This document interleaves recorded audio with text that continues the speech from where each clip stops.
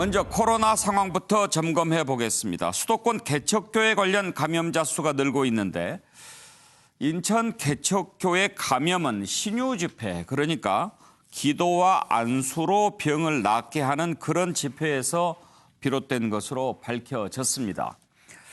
신유 집회를 하게 되면 아무래도 병을 낫게 하기 때문에 소리를 크게 내서 기도하고 서로 손을 잡고 기도하고 그렇게 하기 쉽습니다. 그러다 보니까 아무래도 감염이 더 잘 될 수밖에 없겠죠. 현재 관련 확진자가 모두 66명이나 나왔습니다. 어떻게 해야 할까요? 방역당국의 발표 내용 먼저 들어보시죠. 6월 4일 0시 현재 신규 확진자는 39명이 발생하여 총 누적 확진자 수는 11,629명입니다. 신규 격리 해제자는 32명으로 총 90.3%가 격리 해제되었으며 현재 857명이 격리 중에 있습니다. 경기 부천시 쿠팡물류센터 집단 발생과 관련하여서는 전일 대비하여 1명이 증가하여 현재까지는 누적 확진자가 총 120명으로 확인되었습니다. 이 중 물류센터 근무자는 77명이었고 이들로 인한 접촉자는 43명이었습니다.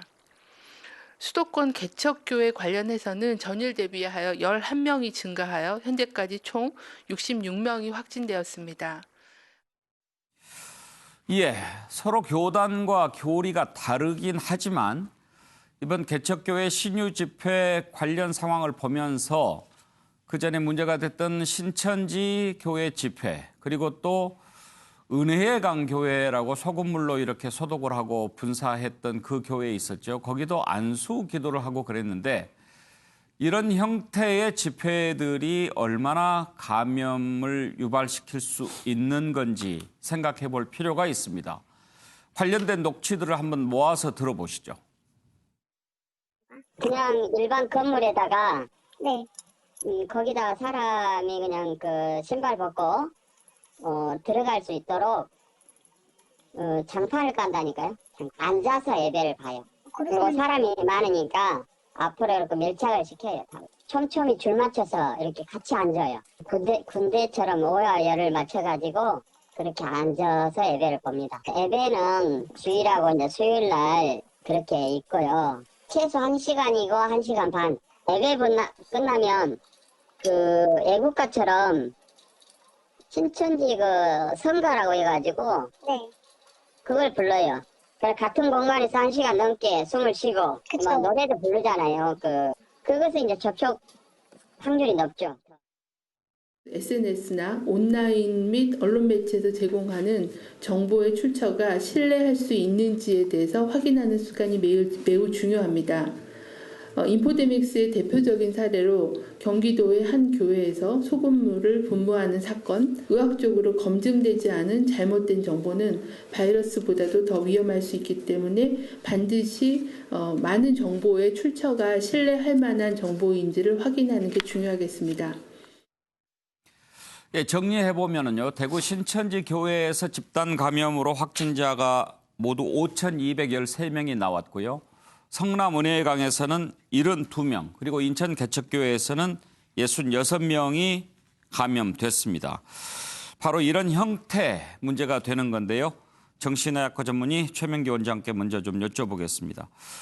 이런 형태가 역시 위험해요. 그렇죠? 네, 맞습니다. 이제 신유 집회 같은 경우에는 몸이 아프신 분들이 가게 되니까 상당히 본인들이 간절하게 됩니다. 그렇기 때문에 기도를 하거나 찬송을 하거나 그랬을 때 그 간절함이 행동으로 배어나오다가 보니까 아무래도 비말에 그런 게 많게 되고요. 그런 다음에 거기에서 이제 집회를 진행하시는 분도 거기에 오신 분들의 간절함에 회복하는 간절함을 갖다 몸으로 보여줘야 되거든요.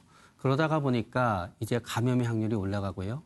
무엇보다 가장 위험한 부분은 뭔가 하게 되면은 많은 교회에서는 아프면은 교회에 오지 말라 그럽니다.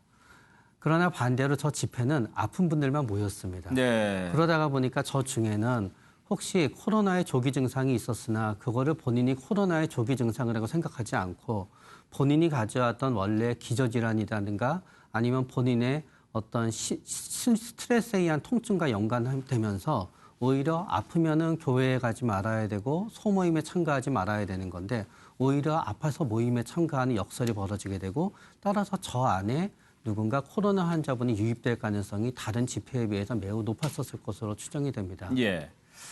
신유 집회로 실제로 병이 낫느냐 안 낫느냐 하는 것은 이제 그 신앙과 관련된 문제니까 그건 논외로 하고 저런 신유 집회도 사실 그 전에 상당히 코로나19 확산세가 지속될 때는 안 했을 것 같은데 네. 지금처럼 모임을 가진다는 것은 아무래도 마음이 좀 느슨해진 측면이 있지 않겠습니까? 맞습니다. 처음에 확진자가 사실은 이 30명의 확진자가 매일 30명이라는 수가 적은 수가 아닙니다. 매일 30명씩 우리가 1년을 지낸다고 생각해 보면은요, 우리나라의 확진자가 10,000명이 넘게 더 늘어나는 겁니다. 지금보다 확진자 수가 2배가 되는 거지요. 그러나 우리가 과거에 하루에 100명이 넘는 확진자가 있고 200명이 넘는 확진자가 있다가 보니까 이 30명이 굉장히 작게 생각이 되는 겁니다. 그러다가 보니까 마음이 해이해져서 또다시 원래 본인이 살던 생활 방식으로 돌아가게 되는 면이 있고요. 또 어떤 점에 있어서는 사회적 거리두기라든가 그게 길어지다가 보니까 자꾸 본인이 하고 싶고 본인의 갈망을 갖다 더 이상 또 개인이 억제할 수 없는 부분도 생기는 거 역시 사실입니다. 이 종교 모임과 학원을 통해서 전파되고 있는 최근 코로나19 확산은 두 가지 문제가 있습니다. 하나는 수도권이라는 데 있습니다. 이제 수도권이 뚫리면 정말 걷잡을 수 없는 문제가 생길 수 있는데 현재까지 크게 우려할 상황은 아니라고 하지만 수도권이라는 데 문제가 있고 또 하나는 무증상 감염이 많다는 겁니다. 자기도 모르는 사이에 확진이 돼 있고 양성이 돼 있고 또 그걸 다른 사람에게 옮기는 문제가 생기니까요. 이렇게 감염 경로로 알 수 없는 깜깜이 감염, 깜깜이 전파가 계속되고 있기 때문에 잠시도 방심할 수가 없는데 관련 당국의 발표 한번 들어보시죠.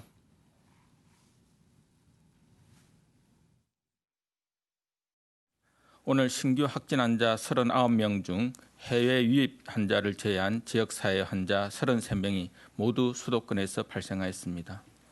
어제보다 그 수가 줄긴 하였지만 이태원 클럽, 부천 물류센터, 수도권 개척교회 등에서 시작된 감염이 주변으로 계속 확산되고 있고 감염 경로를 명확히 알 수 없는 사례가 늘어나고 있습니다. 방역당국이 역학조사를 계속 수행 중에 있으나 감염이 수도권의 다중이용시설과 소모임 등 크고 작은 집단을 통해 연쇄적으로 빠르게 전파되어 역학조사의 속도가 이를 따라잡는 데 한계가 있습니다. 원장님, 그러니까 내가 걸렸는지도 알 수 없는 상황에서 이제 전파를 시키는 거지 않습니까? 네, 맞습니다. 그것은 어떻게 하면 막을 수 있을까요? 결국은 그게 바로 우리가 사회적 거리두기 때 우리가 그걸 갖다 막아냈던 겁니다. 모두가 마스크를 쓰고 소규모 모임을 피하고 손을 깨끗이 씻고 그렇게 막아냈었던 건데 이제 점점 그게 이루어지지 않는 거지요. 그래서 얼마 전에서 우한에서 전체 전 시민을 상대로 한번 조사를 해봤다는 뉴스를 저도 헤드라인만 접한 적이 있어요. 그랬더니 저도 헤드라인만 접해서 자세한 내용을 못 봤는데요. 한동안 우한에서 환자가 없었다고 그러지만 300명이 나왔다고 합니다. 그렇기 때문에 우리가 지금 이 감염을 갖다 막아내지 못하면은 계속 무증상 감염만 이어지면서 코로나가 완전히 토착화될 가능성이 조금씩 더 올라가는 겁니다. 완전하게 코로나를 종식시키기 위해서는 일단 치료제, 백신이 가장 중요한 열쇠가 되고 있습니다. 정부는 올해 안으로 치료제 그리고 내년까지는 백신 개발을 마무리한다는 방침을 정했습니다. 다른 나라가 먼저 개발할 수도 있지만 다른 나라가 개발해서 우리한테 들어오는데도 문제가 있을 수 있고 또 어차피 우리도 만들어야 하니까 주권도 있는 거죠. 그래서 그 노력에 박차를 가하기로 했는데 박능우 장관의 발표 한번 들어보시겠습니까? 정부는 이번 대책을 통해 금년 내 국산 치료제의 확보, 내년까지 백신 확보를 목표로 유망 기업을 전폭적으로 지원하고 기업, 대학, 연구소, 병원과 정부의 역량을 총결집하여 치료제와 백신을 최대한 신속하게 개발할 계획입니다. 특히 세계 최초가 아니더라도 국가 책임하에 끝까지 개발함으로써 코로나19를 우리나라 바이오헬스 산업 도약의 계기로 삼기로 하였습니다. 원장님, 우리 역량이 충분합니까? 저는 백신은 어느 정도 가능하다고 생각이 됩니다. 그러나 다만 이제 우리가 오해되는 거는 모든 백신이 면역률이 거의 100%라고 생각하지만 그렇지 않습니다. 어떤 백신은 면역률이 95%고 어떤 백신은 60%고 과거에 일부 세균에 대한 감염 백신은 면역률이 40%밖에 안 되는 것도 있었습니다. 그렇기 때문에 가능하긴 한데 면역률 70%짜리를 만드냐, 면역률 80%짜리를 만드냐, 면역률 90%냐를 만드냐이기 때문에 원칙적으로 백신은 가능하다고 생각이 되고요.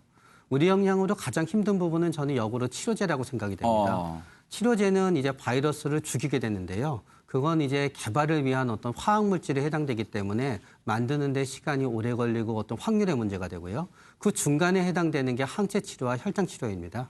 혈장 치료는 이제 환자의 혈장에 있는 항체를 이용해서 치료를 하게 되는 건데요. 인간의 피를 우리가 전부 다 갖고 치료제를 만들 수는 없잖아요. 그렇기 때문에 그거를 갖다 이제 처음에는 인간의 혈장을 쓰지만 나중에는 어떤 동물의 혈장을 사용할지 아니면 유전공학적으로 만들지를 결정해야 되는 거고요. 항체 치료도 그보다 조금 어렵긴 하지만 우리나라 바이오 기업들이 많이 발전하고 있기 때문에 저는 항체 치료제도 가능하다고 생각이 되는데 결국 이 모든 거의 공통점은 치료제가 나오냐는 게 아니라 그 치료제의 성공 확률이 치유할 수 있는 확률이 70%가 나오냐, 60%짜리가 나오냐, 50%짜리가 나오냐, 30%짜리가 나오냐입니다. 예. 그런데 이 혈장 치료제를 개발하려면 완치자의 혈액을 받아야 되잖아요. 네, 맞습니다. 그런데 피를 함부로 뽑을 수는 없지 않습니까? 그래서 일부에서는 지금 코로나19 감염이 돼서 치료를 받으면 다 정부가 지금 그냥 치료해 주지 않습니까? 네. 실제로 그 치료비 돈으로 환산한다면 몇 천만 원 된다고 네. 하더라고요. 그러면 정부에서 무상으로 치료해 줬으니까 헌혈은 기본으로 하는 것이 옳지 않느냐 그렇게들 얘기하는데 혹시 약속을 받을 수는 없을까요? 그거는 의무사항은 아니지만 우리가 장기를 기증하거나 헌혈을 하듯이 할 수 있고요. 그런 다음에 어떤 병원과 환자와 연구단체가 있고 그 사회의 어떤 그 사회관계가 투명하게 된다 그러면 예를 들어서 병원에서 퇴원을 하면서 병원에서 혈장 치료를 위해서 이러이러하게 헌혈을 갖다 마지막으로 하시고 퇴원했으면 좋겠는데 괜찮겠습니까? 하면서 얘기하게 되는 거고요.